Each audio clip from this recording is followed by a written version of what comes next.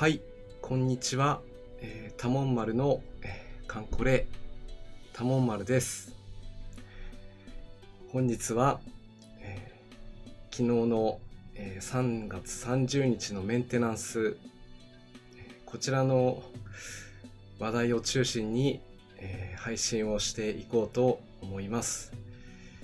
なので、今日はね、出撃はしませんということで、よろしくお願いいたします。だいぶいろいろね情報が出てきていましたので、そこら辺を順に、話していこうかなと思って今日は進めていこうと思います。なので時間の方はだいたい1時間かからないくらいの感じで進めていこうかなと思いますので、よろしくお願いします。かのやさん、きつねぶぞうさん、こんばんはです。今日もね来てくれてありがとうございます。それでは、早速ね始めていこうと思います。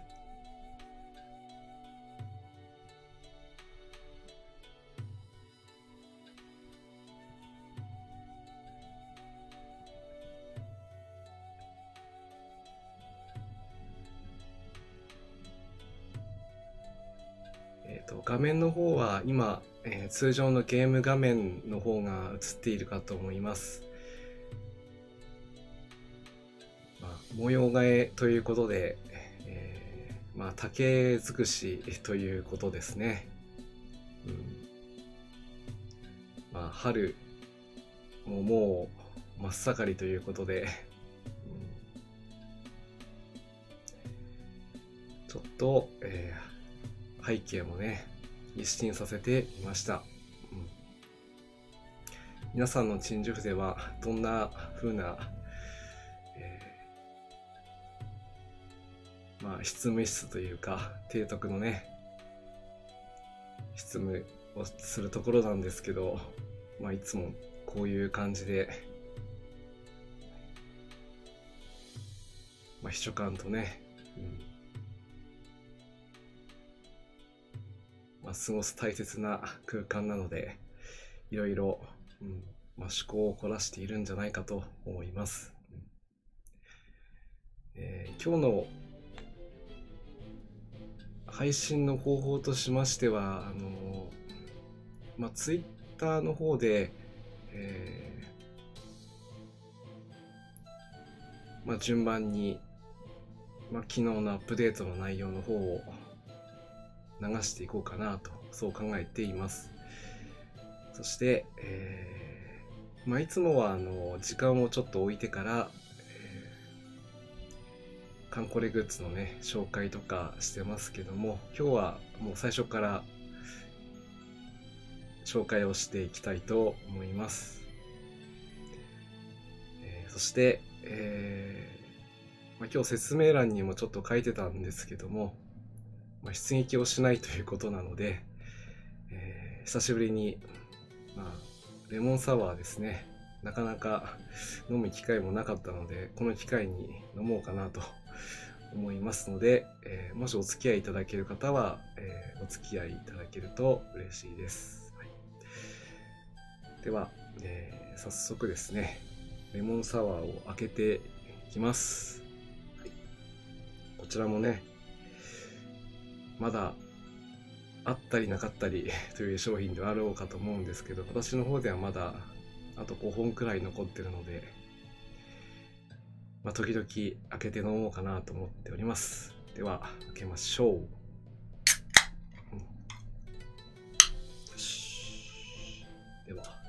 では乾杯。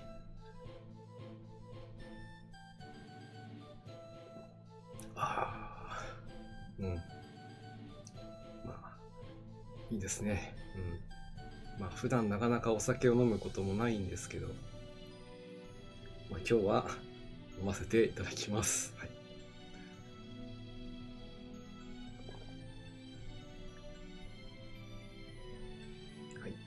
それではね、画面の方をちょっと切り替えますので少々お待ちください。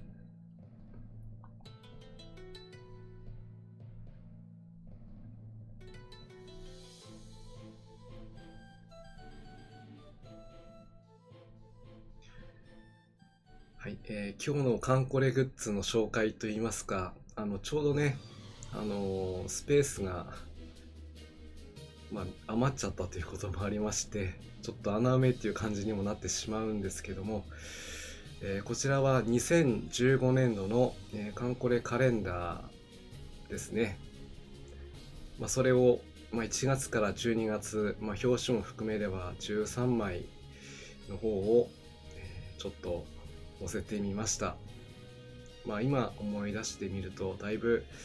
いろんなね、カンムスたちの日常だったり、この時だけに出していた限定のね、グラフィックとかもあったりもして、懐かしいなと思いつつ出してみました。桜イリスさんも、こんばんはです。ちょうどこれから始めていこうかなと思いますので、またお付き合いいただけると嬉しいです。それでは早速ね、紹介の方をしていきましょう。最初の方はですね、01番航空巡洋艦最上、解任の実装ですね。強力な従順ということで、航空巡洋艦はもういつも引っ張りだこですから、もうだいぶね、初期の頃から共にしてきたその最上がついにさらなるパワーアップをするということで、02番から03、04、05、06までね、最上に関する、記載がされています。階装設計図や戦闘商法、こちらの方は階装のために、必要になるということなので、こちらをまず用意をします。また多彩な専用ボイスがね用意されているということなので、これについてはまた皆さんご自身でご確認いただければなと思います。また、コンバートということで、航空交番、コンパクト化、主砲1機の再装備、完備に、ヨーヨー専用のスロープ、戦力投射機のような、複合的な運用も可能な、最上海に解く、重階装ということでね、だいぶただの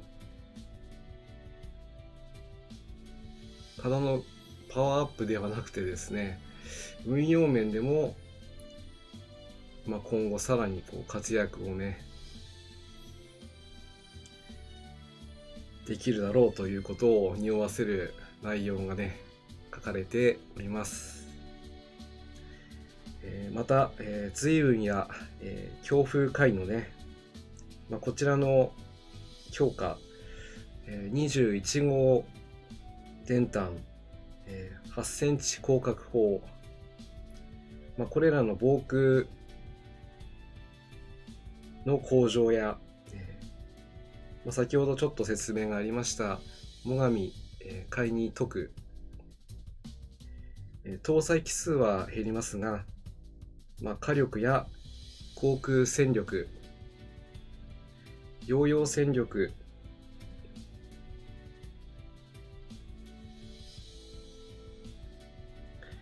特殊先行、低戦力を、複合運用ということで、ちょっと何を言ってるのかよくわからない部分もあろうかと思うんですけど、とにかく今までのね航空巡洋艦とは一味も二味も違うということを言っているんだろうと思います。こちらは、使いながら体感しながらね楽しみながら覚えていきたいなと思います。そして、07番からは新しいね新任務がまたどしどし、追加されています。私もこうやって配信をするという、形で任務消化してますのでね、まだなんとか追いついてますけど、大変ですね。ちゃんと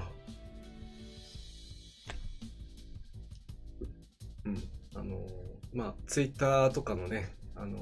ォロワーさんとか見てると、任務がまた増えてしまって、もう消化が追いつかないよという、悲鳴を上げてる方もいらっしゃったので、これも致し方なしということもあります。イベントもね、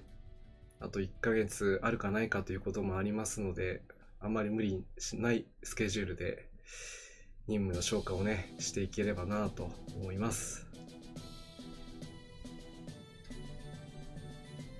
そして8番から13番まではね、またちょっと内容が異なってきまして、新装備である21号対空電弾買2というのがね、実装になるということ。また、追分の12型への装備更新。そして、追分12型、634空、装備更新。熟練への装備更新ということで、ここは、ちゃんと追分推しがね、運営のもう強い追分推しが相変わらず強いなというところでね、細かなサポートが必要だとは言ってますけど、結局のところは、最上の、その他のね、伊勢であったりね、水上機を運用する、そういう機会を増やすということを想定されますので、なかなかね、航空母艦が出撃しがたい、そういったマップが今後また増えるんだろうなというのを戦々恐々もしながら、楽しみつついければなと思いますのでね、ここは抜かりなく用意をしていきたいと思います。そして、14番、15番の方は、これはアメリカのね、カンムスが、戦艦カンムスが持ってくる16インチの3連装砲、こちらの方の、回収の更新ができるということなので、今でも十分強いんですけど、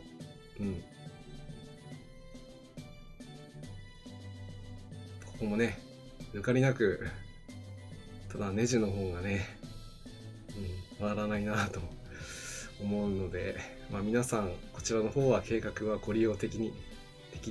行かれるといいと思います。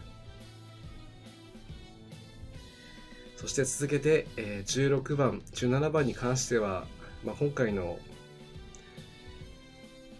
新たなね、戦力に合わせる必要もあるということで、カンムスたちの、本当に微力ではありますけども、新たな力がね、情報修正ということですね。いろいろね、ここら辺の修正といいますか、近代化改修が必要になるものもありますので、これは後々しっかりとね、改修を済ませて戦場強化を図っていきたいと思っております。だいたい前半部分はこんな感じで収められて、あとは18番、19番、期間限定で開港できていたカンムスたちの、期間の終了、それと伴っての更新、まだそのまま継続になるということも書かれていますので、もしまだね、開港できていないとかいうのであれば、この機会にぜひ開港を目指して行っていかれるのもいいんじゃないのかなと思います。そして、ここをちょっとね注目したかったところで、20番と21番に関してですね、今まで秋月型というのは基本的には防空専門ということもありましたので、野戦の火力であったり、対戦に関してはある程度連動がありますとね、対空とセットで攻撃できたりするんですけども、ちょっと、運用面ではあまりこう決定打に欠くところがあったりと、ありました。ただ、それでもね十分の対空能力がありましたので、活躍はできていたんですが、今回新たに大型電弾や司令部施設が搭載できると。ですから艦隊の基幹を役割を担うことができるということになります。これが一体どういうことを意味しているのかまだ分かりませんけども、もしかしたら、駆逐艦だけの、もしくは駆逐艦と、その他のね監視を組み合わせた、戦闘ないし攻略をするための用意なのかなと。ただね、秋月型がなかなか開港しがたい艦物であるということは前もちょっとお話ししたので、こうやって、強化を図ってきたということは、次回のイベントでは、最初の回帰からね、開港できるような、そういう配慮がされることを期待して、いきたいなと。もうすでに開港されている皆さんでしたら、この機会にねさらに戦力のね強化を図れるような運用をしていくといいのかなと個人的には思っております。そしてここから22番から25番まではねちょっと家具の更新ということで、まだ今回の新しく実装された家具も、もちろんありますし、以前から実装されていてまだ持ってないよっていう家具がねあったりもするので、今回は、こちらの春風を感じる日用品棚、こちらが新しい家具となりますね。そして随雲体の整理箱、またね随雲が一つ増えましたね。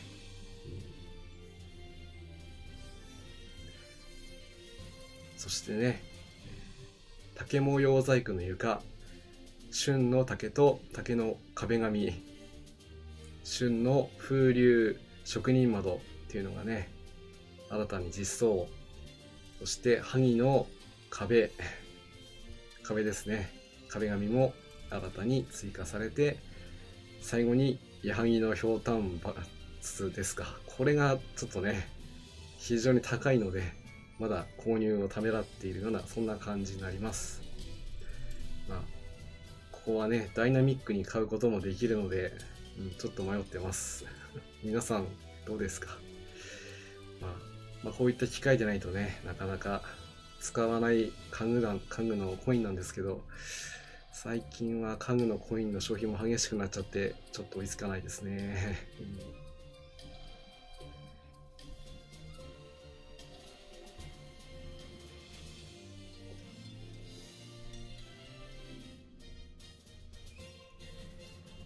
そして、今回、多分一番サプライズだったと思われるこの26番から、28番までの矢作、阿賀野型軽巡、最後の二水戦を率いた阿賀野型軽巡洋艦の3番艦矢作がね、ついに、実装になったということで、こちらも感慨深いですね。矢作は一番最初に開港したのが、ちょうど2013年の11月頃だったと覚えています。あの時はちょうどイベントがね、秋イベントということで、進行してたんですけども、急遽ですよね、ドロップ缶として実装されたんですよね。ですから開校できるかどうかはかなり運ですね。ほぼ運なんですけども、結構大変でしたよね。ボスを倒してさらにドロップ缶ということでしたから、正直攻略するのでもういっぱいいっぱいだったので、攻略できればもうそれで、もしその時に会えればいいなという軽い気もしてね、やっていたのを覚えています。でもその時にたまたまこうね、運が良かったんでしょう。開校することができました。以来、軽巡洋艦のね、主力としてずっと矢作はね使ってきておりました。以前カンコレアーケードをちょっとやっているというお話もしたことあると思うんですけど、カンコレアーケードではもう矢作がね、私の中では一番の連度を誇るカンメスになっていました。もう結婚かっこ仮までね言ってましたんでね。ただね、しばらく行ってないので、またアーケードの方もやっていきたいなとは思ってるんですけど、その時はどういった方法になるかわからないんですけど、皆さんにね紹介することができれば紹介していこうかなと思います。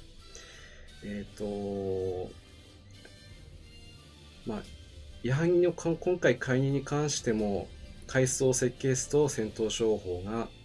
必要になりますけども、さらにねこちらもコンバートが必要になるできるということなので、ますます活躍の幅がね広がっちゃったなと。普段今の段階でもかなり強いんですけどね。能代も相当な強化を図られましたんで、これももしかしたら能代もね後でコンバートできるようになるのかななんても軽く思ったりもするんですけど、ここはやっぱり矢作の方が、運営としても重きを置いての実装なんだろうなと思います。そうですね、矢作は今もドロップもしくは大型建造でね開港できますけど、6の2はね、ボスに行くのも結構大変ですし、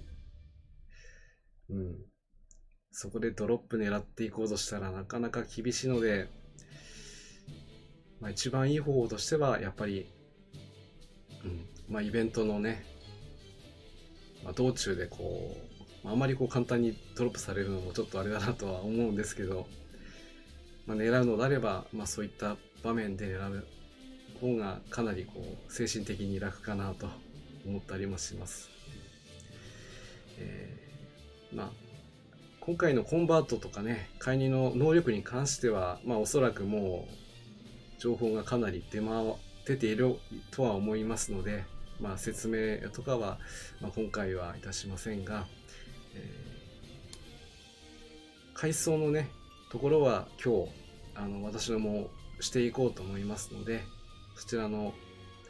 方を皆さんと一緒に、確認をしていきたいと思っています。そして、続けてここからですね、そうですね、26番から28番までは、矢作のね階層とその内容が記載されています。また新たな、海阿賀野型軽巡矢作解任の任務も、実装ということで、28番説明になっております。そして今回の目玉で、目玉って言いますかね、これもサプライズだと思うんです。まだ私もよく使ってないんですけど、装備記録の展開っていうのが実装になりました。これは前々から要望が出されていたことなんですけどもね、金谷さん、阿賀野型の評価、矢作会議の実装、ネタで、発言していた棒の岬イベントがあまりジョークにならなくなって気がします。確かにね、4月7日、ね、その日にちでのね、実装、イベントは開始しないと思うんですけど、もしかする可能性もね、否定できませんね、ほんとね。自分も次は棒の岬あたりという気がしますというね、日本近海での戦闘になるのか、それとも、そういったシチュエーションを織り交ぜつつ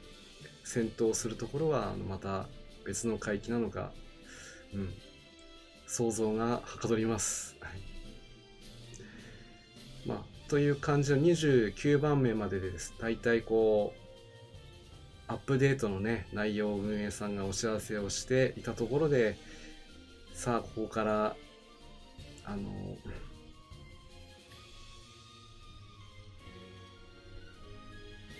ップデート完了しましたというねアナウンスが入ったところでした。ただ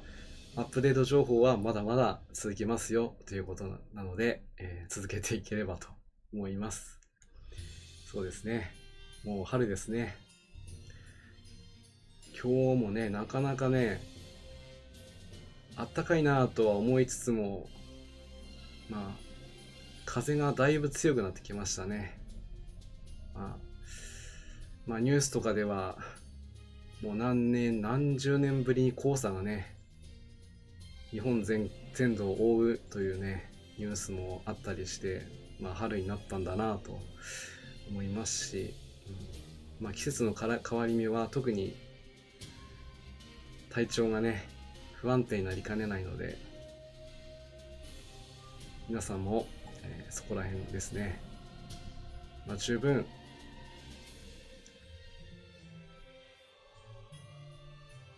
考えてはいるとは思うんですけども、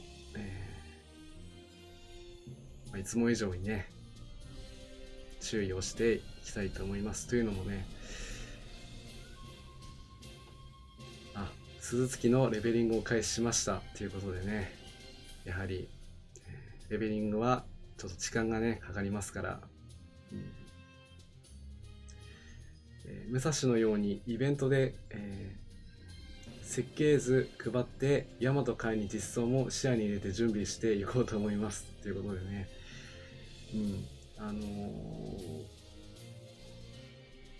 だいぶ前にあった、イベントで、巡洋の会議がね実装された時があったんですけど、この時も実装なるだろうと予想はされていたんですが、イベント期間中には実装ならなくて、イベントが終わった時のアップデートで実装になったとかっていうね場面がそうありましたので、結構パターンとしてはイベント入ると同時に解任になるっていうのが今までちょっとなかったので、あまり想像しがたいんですけど、ただね今皆さん言われた通り棒の岬のイベントというのは、作戦というにはちょっとあまりにもね、でも状況が今とその時とでは全く異なりますから、おそらくそんなね無理な作戦ではないだろうと、むしろそういうシチュエーションにしつつも、戦うのは本当にもう連合艦隊としてね、全員でこう戦うための、バックアップも万全にして、深海戦艦のね、精鋭中の精鋭と殴り合うだろうということを想像すれば、今から準備の方ね、できる限りしていければなと思いますし、そのための航空戦力の、充実も図っていきたいなと。基地航空隊もね、待ってるよと。大和と武蔵、解任になって揃った時に、どうなるのかな。本当に頼もしい存在ですよね。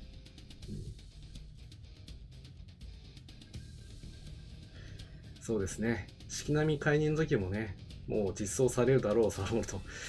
言ってて、イベント期間中は、それでも使ってましたけども、どうしても、できればイベント期間中に、イベント前にね、実装できてれば、もっと活躍の場面を見れたなと思ったりもしてるんで、ちょっと今までの方法とは違う実装の仕方をしてくれると嬉しいなと、個人的には思いますし、皆さんもそう思いますよね。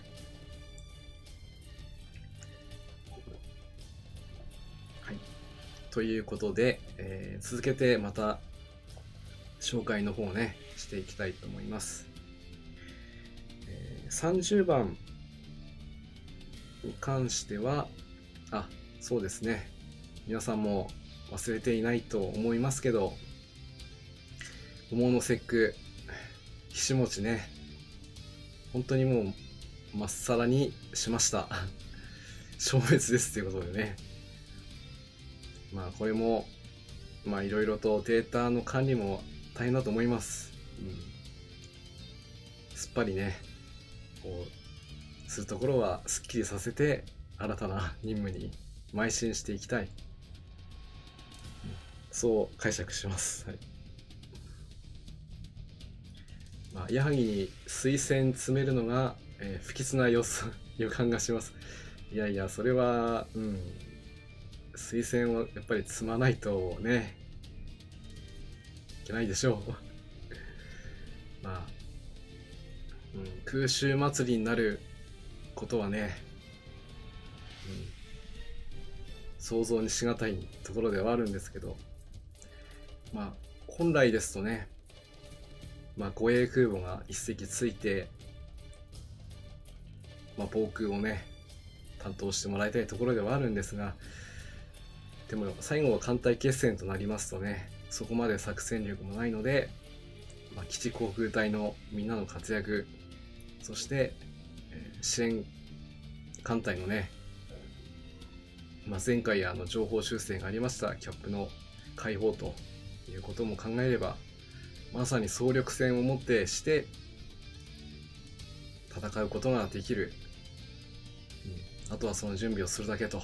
いうふうに考えています。あとはね、この30番1番からはまだちょっと地味な更新が、地味と言いますかね、更新が入っていって、で33番になりますとね、今度今までは開発できなかった装備がね、違う開発できてたんですけど、開発しやすくなるということで、アークロイヤルでソードフィッシュや、コマンダンテストの、この 298B とかね、ここも開発しやすくしたというのは、もしかしたら次のイベントではないんでしょうけども、夏イベントのことも少し考えてのことなのかなと思われます。欧州イベント、前回ね、ちょっと思わぬ形で欧州に行ったりもしたんですけど、次回は、次回夏イベントは本当の意味での、欧州イベントになろうかと思いますので、そのための用意をしてくださいねという、運営さんからの熱いメッセージかなというふうに勝手に解釈しています。それにしても、矢作枠が今だとアトランタになっちゃうかも。なるほど。その前に、分身会には2つしかないのでまずいですねということですね。分身会にで、完全防御をする。あとは降車装置ですね。こちらの方も若干ですけども、秋月型に装備すると能力が向上するようなことも書かれていたような気もしますけども、対空に関してはね、絶対ということがないので、やれることとしてはその制空権をどれだけ確保できるか、ここにかかってきます。そのためにも、基地航空隊の戦闘機体の、若干のね戦力アップ、ここはね絶対しておかないといけないのかなと思います。夏のねイベント、今からそれをちょっと考えるのはまだまだ早いかとは思うんですけど、でも実際始まってみるとね、結構あっという間に終わっちゃうのがこのカンコレのイベントなので、それに遅れないような準備をね日々コツコツしていくのが、提督業だろうというふうに思っています。そして34番35番は新たなね花束モード、そして私服モード、こちらの方の実装になっています。花束に関しては、去年もね実装された子もいますし、今年は新たにあけぼのや、沖波、風雲もね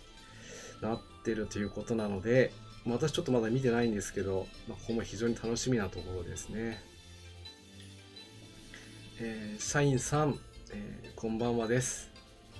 欧州は秋のイメージということでね、最近ですと夏イベントといってもほとんどもう秋にハマっちゃってしまう機会がね多かったりもするので、やはりそういうイメージはなかなか拭えないのかなと思います。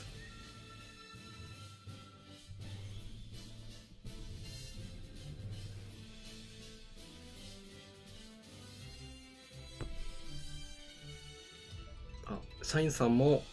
こんばんはです。多聞丸のカンコレ、多聞丸です。久しぶりなのかな、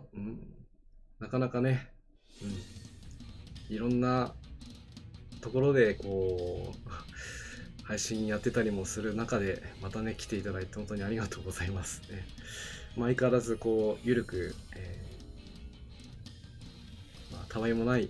会話の配信者ですけども、一つよろしくまたお願いいたします。そうすると、秋月型鈴月は、秋月砲に、プラス、対空電弾プラス、なるほどスロットには降車装置あたりの装備ですかね。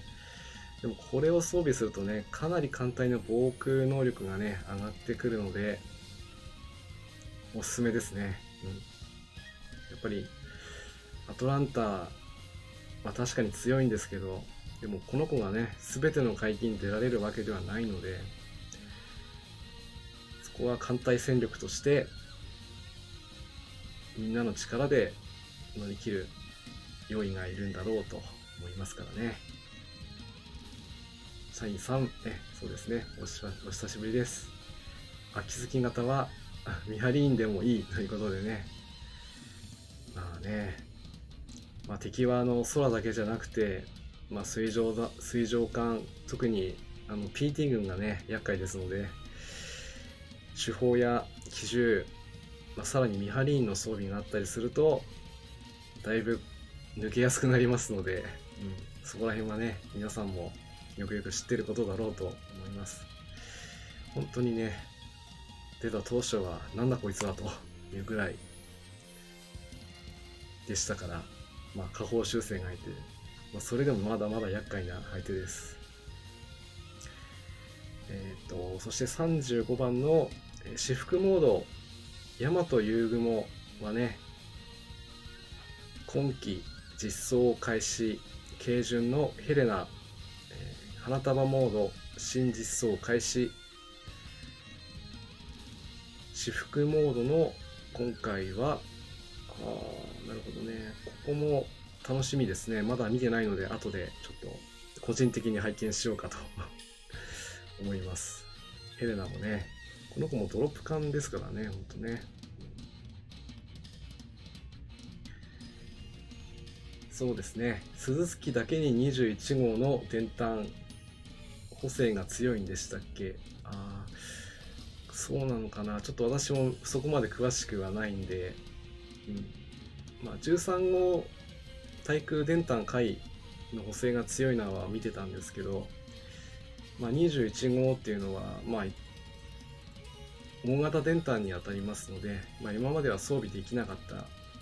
わけですから、まあ、今回からはこちらを装備できるということはやはり、まあ、司令駆逐艦としての役割がね今後期待されるなと思われます。でちょっとここからねまた話が前の方に載ってました先行実装の、装備の記録展開機能ですね。まあ、ここはちょっと体感しながらやっていければなと思うので今回は特にご説明いたしません。もし大体こんな感じだなっていうのがつかめましたら何かの機会に紹介していこうかなと思います。一応今の状態で確実となっているのが、まあ、課金で増やせるということと、今でも3セットお試しできますということなので、まあ、この期間にちょっとお試ししてもいいのかなと思われますね。13号に補正があるのだけはね続きあるんで、あとは確か水中単身機の方も確か4式だったかな。これで装備すると若干性能向上したりもしたような気がします。なるほど、42号も乗るんですね。これもいやいや回収がちょっと追いつかないよそっちは、姉妹艦でも装備補正が違ったりしてますからね、ちょっとね、まあ、これもおそらくはまあ同じ船でも同じじゃないよって個性を持たせたいという運営さんの配慮だろうと思います。なのでちょっとこの装備枠に関してはねまだ私も勉強不足なので勉強しますまあそんな感じで、アップデートの方がね終わっていって、そしてちょっとまた進んで40倍になりますとね今度はお花見来ましたね。そうですね、電炭全部乗りますねということですからね。まあね、電炭も種類がね結構な数になってきましたから、まあ、水上電炭対空電炭、まあ、両方の使うことができる両用のタイプのものや、まあ、アメリカカンムスが持ってきてくれるちょっと特殊なね高性能レーダーとか、まあ状況に合わせて、まあそれでもねやっぱり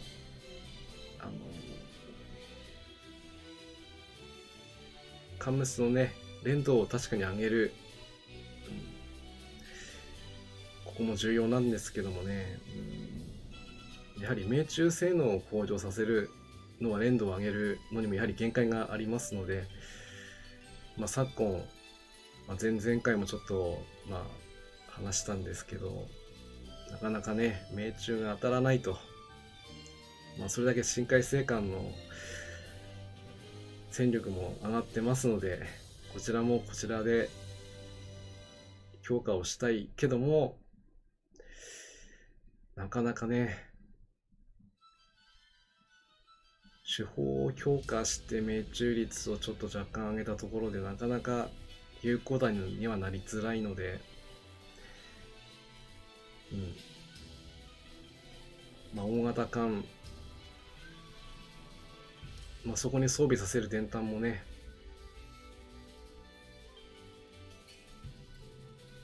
考慮していかないと、いけないなというふうにちょっと感じますね。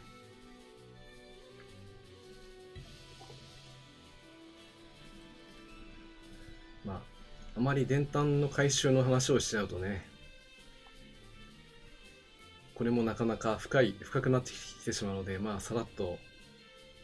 流してしまうんですけど、ここもまた機会がありましたら、私の方でね、重視してる対空電弾回収してます。まあ、してなかったり、そんな話もね、していきたいなと思います。まあ、今回は、このくらいにしていければなと。さあ、そしてね、お花見のボイスも新たに加えて、ホーネット、サウスダコタ、ワシントン、そしてシェフィールド、さらに、扶桑、山城、松茸、薄雲、有明、そして神芸に関しては、お花見期間限定のね、これはグラフィックが実装されたということでいいんでしょうね。本当に神芸は優遇されてますね。断るごとに限定グラバンバン入ってるんで、本体がね、見えなくなっちゃいますね。まあ、一眼に、もうどっちがまあどっちが良いかは言い難いということですよね。まあ不毛レーザーとかね、ちょっと、一部強力なものもあったり、ただ性能がね、必ずしもいいからいいというわけでもないのがこのカンコレというね、ゲームの難しいところで、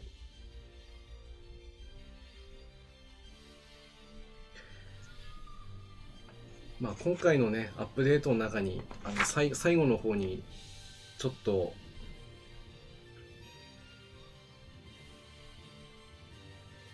まあ、載ってたんですけども、43番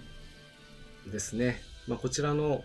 秋月型防空駆逐艦は、94式降車装置の装備でさらに防空能力が向上します。まあ、さっき先にちょっと話しちゃったんですけども、まあ、これを装備することと、さらに21号対空電弾でいいんでしょうね。こちらも合わせることで、これは強そうということでね。そしてここはまあ矢作の回収に含めたところもあるとは思うんですけど、まあ、中型手法と呼ばれる砲塔のヒット補正も更新しました。まあ、これはまあ情報修正ということでいいんでしょうかね。ちょっとここまだ検証の必要が十分あろうかと思います。今まではまあ、軽巡洋艦の手法というのは大体もう火力が高いの乗せておけばいいやみたいな節があったり、まあ、若干フィット補正も考慮しつつっていう感じではありましたけど、ここに来てね、いよいよフィットのところを強調してきてるところを見ると、軽巡洋艦のね、まあ、主力を想定した戦いが近いんだろうなと思われますので、ここら辺も準備ねしていければなと思います。そして、今日の21時前後に先月のねランカーだった人の報酬が配られるということのようなので、まあ、もしかすると今こうやって見てるリスナーさんの中にも、もらうことができる方がいらっしゃればね、まあ、ご報告というか、まあ、おそらくそういうのがあるとすぐ、まあ、ツイッターにポンと載せてくるのがいつものことなんですけど、もしねこの機会にゲットすることができましたらね、なんだろうな今回はと思いつつもやっていこうかなと思います。はい。まあ、だいぶ、ちょっとはしょったところをはしょっちゃったんで、あまりこう内容的にはかもしれないんですけど、私的にはまあこんな感じで今回のアップデートの内容をまあ、理解したというところを皆さんにちょっとお伝えをしつつ、すいませんね。コメントだいぶ入っちゃってましたね。ベテラン提督のそういう話が聞きたいですということはね、まあね、装備は、まあ本当皆さん使い方で全然違うんでね、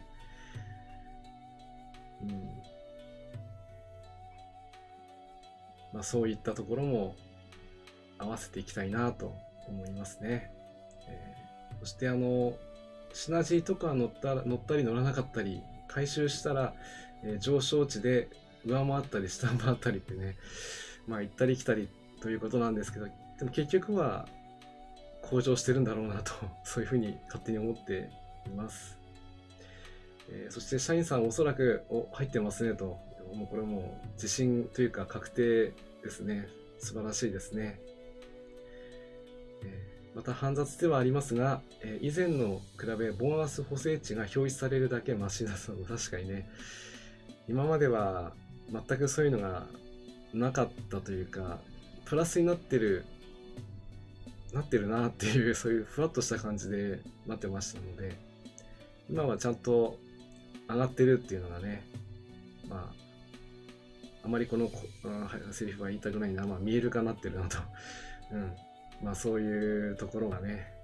あって、まあインターフェース、向上してるというところですね。桜井レスさんは2軍に入ってるはずです。すごいですね。金谷さんも多分3軍ですと。先行装備だと爆死の予感と。13年からやっててもこればっかりは言いにくいねということでね、まあ今、20時25分ですから、あと30分ぐらいもすれば、まあ、実装になったりならなかったりですから、まあ、今日は、まあ、あともう少しでね、今日の配信も、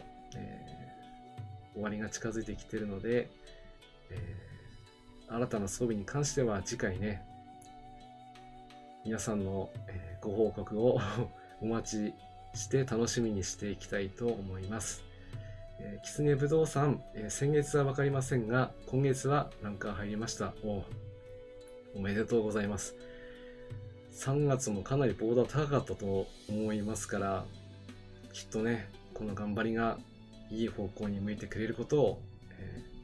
これはもう祈るしかないです。いやいや、皆さん、やっぱり手だれですね。それではね、一応これで、アップデートの方の内容に関しては、終了となりますので、最初に冒頭に述べました最上と矢作の回収、こちらの方をしていきたいと思いますので、ちょっとね用意しますのでお待ちください。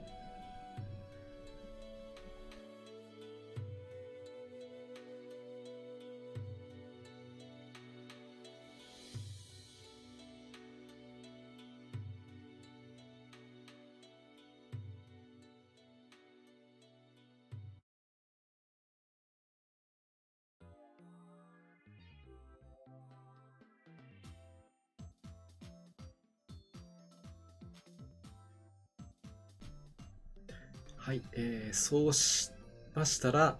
最初に、最上の方からね、階層の方をしていきたいと思います。階層設計図はね、用意してるので、あとは、こちらの階層ボタンを押していきます。本階層では、戦闘商法と1つと、新型航空並走資材2つと、階層設計図1枚必要です。そして開発資材を60個、弾薬2200、鋼材1800と。なるほど。細かくわからなかったら知ってることが教えられますね。ということでね。やっぱりね、情報として持ってることも確かに重要ですけど、実際の戦闘でね、体感した、経験したというのはね、一番の財産になります。ですから、そういった体験をね、多分してこられた、修羅場をくぐってこられた皆さんでしたらね。まあ、前回イベントでもだいぶ苦戦をして結局最後はこう終われなかった私としては、あまり自信をちょっと失ったところも正直あるんですけど、でも次回は、絶対に割ってやろうと思っておりますのでね。はい。なので、皆さんからのご助言、アドバイス、もう真摯に受け止めて、何が何でもクリアするぞという気でいきたいと思っております。はい。今月は、ウマ娘でランカーを断念しました。そうですね。はい。まあ、そういった新たなね、ゲームに挑戦することも必要ですね。はい。そして、超万能工事になりますね、ということですので、改装していきたいと思います。はい。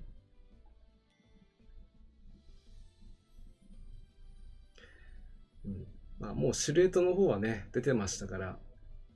だいたい予想はできてたんですけど、本当に本体を見るのは初めてなので、ワクワクします。では、改装を承認いたします。お、お、お、おお、お、そうさ、随分だろ。ちゃんと定数目いっぱい積んで飛ばしてみたいね。いいのかい？なんとも感慨深いですね。最上がついに買いに、そして実際にはね、積むことができなかった随分、こちらの方をね、積んで存分に活躍してもらいましょう。はい。こちらの方で、まず第1回目の階層ができて、さらにここからコンバートができるということなようなんですけど、なるほどね。いやー、確かに耐久、走行、あ、そうですか。もうこれで雷走対空走行はもうマックスで、火力がまだまだ上がると。索敵高いですね。20、105もあるのね。回数多め、ありがとうございます。随運で開幕航空ができる、水星の乗る、高標的乗る、ダイハツ乗る、ロケラン乗ると。もうね、あまりにやることが多い。ありがとうございます。おめです。はい。なので、まず今日の段階ではここまでの最上の方はね、階層にしていきたいと思います。まずは、DDH も全通看板の時代か。嬉しいような、ちょっとだけ寂しいような。ね。DDH。なるほど。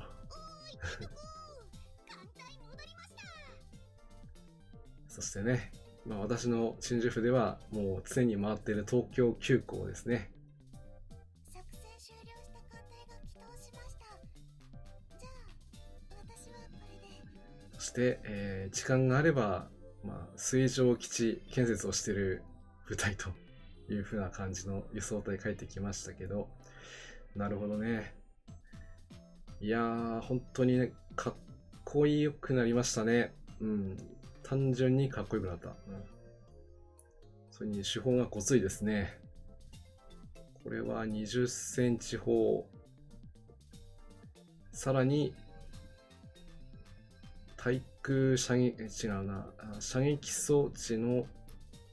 増設がされている命中性能の向上。これは強そうだな。はい。最上、今後も活躍期待ですね。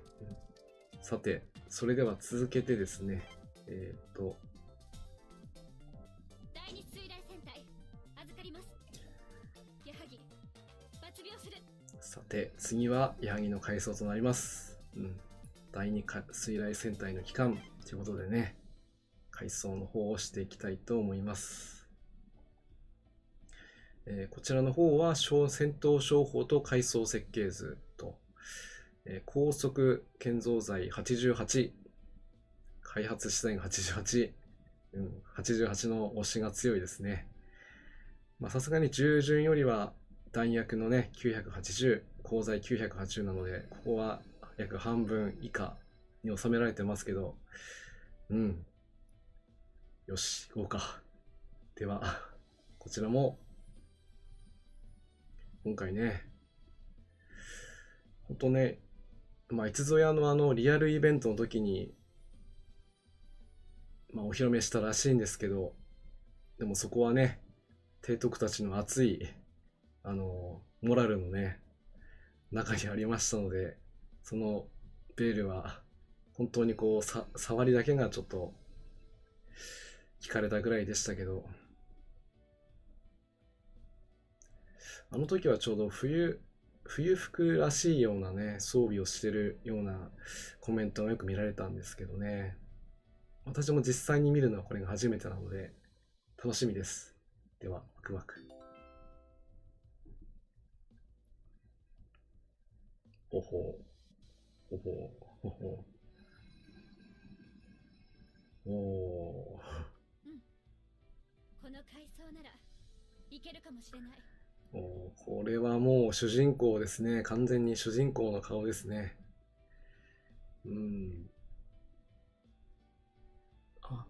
そうか。鉢巻きじゃなくて、これは後ろの髪を縛っている、ですね。あまりちょっと語尾力がなくて申し訳ありません。あまりこう、ファッションの方はさっぱりなので勘弁してください。いいですね。特に制服が、今まではね、ちょっとサバサバというか、ありましたけど、今はね、ほんとガチガチですね、ほんとね。かっこいい。もう、それだけですね。装備はないけど、4スロット。軽順4スロット。これは強いな。そして、今現在でも火力と雷装はマックスで、ここから対空と走行はまだまだ上がるということですね。これも、強そうだな。姉の能代のことがあるので、もう強いのは分かりきってることなんですけども、これで、アトランタの軽順枠を争うカムスがまた増えましたね。これは嬉しい悲鳴というか、頼もしい。軽巡洋艦に関しては、連合艦隊の使用上、複数入れることがね、ちょっと難しい慣習ということではありますけど、必ず一隻はね、入れないといけないということもあったりもして、今までですと、阿武隈だったりね、最近ですと、熊もね、解任になって、その一角に入り込んでくるだろうと、いうことですが、さらにそこに入ってくる矢作、頼もしいな。どんどん艦隊も強くなっていくけど、でも深海生還もね、それに伴って強力になってますので、次回イベント、全力でね、航空賞を取りに行きます。よろしくお願いします。ということで、最上と矢作のね、改装、無事に完了することができました。よし、これでね、今日のやりたいことはあと一つだけということになります。今日の、何の日コーナーを、最後にね、やらせてもらおうと思いますので、あともう少しだけお付き合いいただけると嬉しいです。多聞丸のカンコレ多聞丸です。いつもね、こんな感じでゆるく配信をさせてもらっております。もしね、少しでもいいなと思われたら、高評価、チャンネル登録なんかもね、ぜひお願いします。では、最後のね、コーナーの方に行きたいと思いますので、少々お待ちください。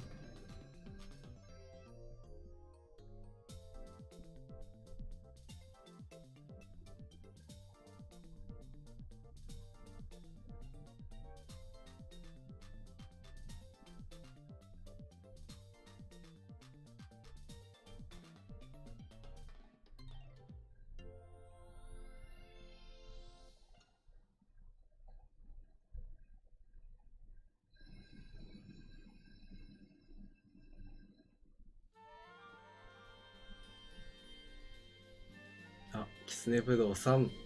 矢作ちゃんは、買い荷の運用ですが、最上はどっちにもメリットがありますが、矢作は買い荷オツが上位互換状態ですが、ということでね、すいません、まだ詳しく理解しておりません。まあ、どちらの運用になるかは、今後ね、新たな任務での出演機が控えておりますので、それまでに勉強しておきますので、少々お時間をいただければと思います。今日はこの辺で勘弁してください。はい。ではね、今日の、何の日コーナーですね、やっていきたいんですけど、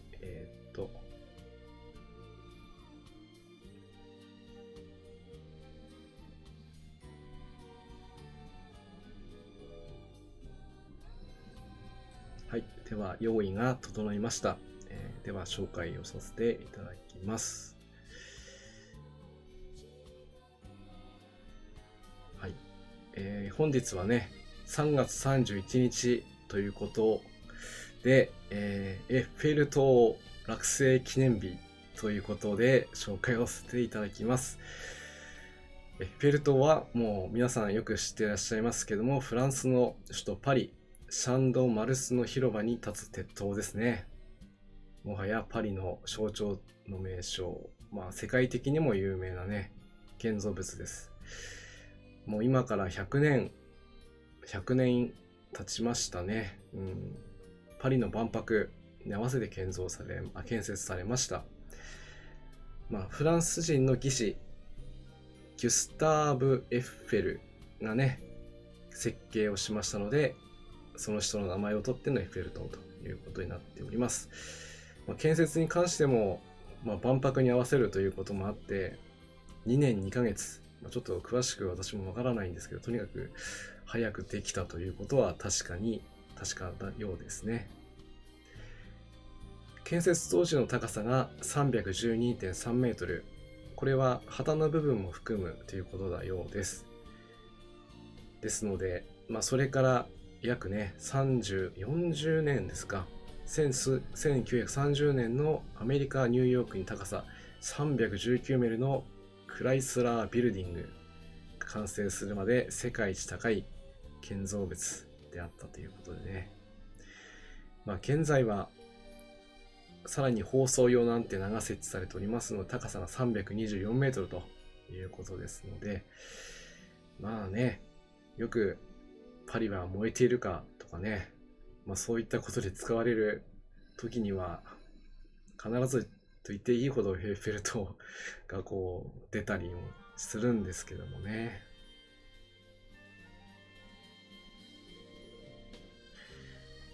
まあ最近ですと、エッフェル塔、平成3年ですね、1991年、パリのセーヌ川周辺が世界遺産として登録になっていますので、もうこれから先ね、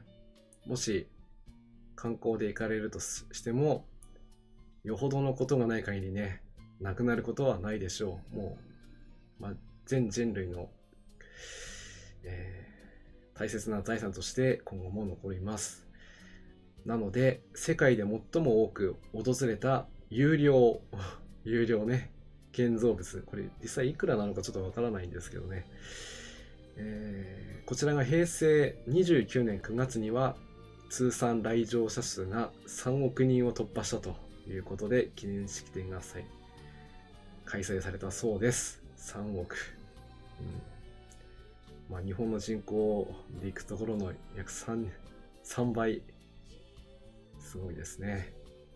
まあ、東京タワーも決して負けてはいないんですけど、まあ、こちらはこちらでこういう趣があって非常にいいですね。まあ、ヨーロッパにはちょっと行ったことがないので、まあね、カンコレではね、行ってますけど、実際には行ったことがないので、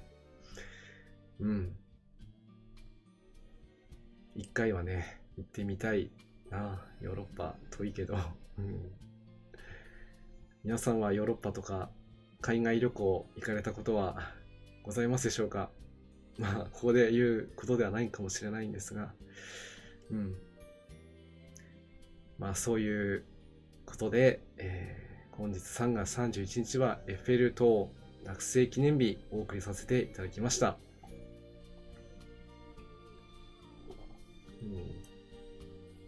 まあ今日はね出撃が全くない回ということでしたので、ちょくちょく、レモンサワーを飲みながらの配信となりましたが、いかがでしたでしょうか。ちゃんと口回ってたかな。後で見直してみようかなと思うんですけど、こんな感じで、今日のすべてのやりたいことはやりました。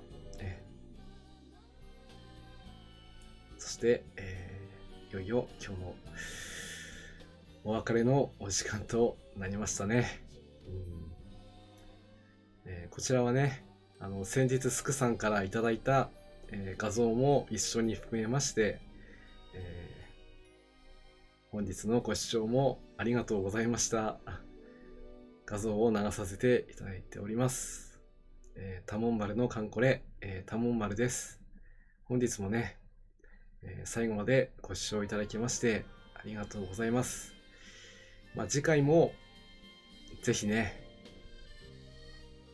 最初から最後までお付き合いいただけると嬉しいです。予定としましては、海藻航空巡洋艦最上抜部寄せよ、こちらの方の配信をしていこうと考えております。まだ、いつ何時からっていうのは決めておりませんけど、できるだけ早く始めていきたいと思っております。それではね、また次回も、お会いいたしましょう。それでは、失礼いたします。空母9さん、そして皆さん、本日もお疲れ様でした。それでは、失礼いたします。じゃあね。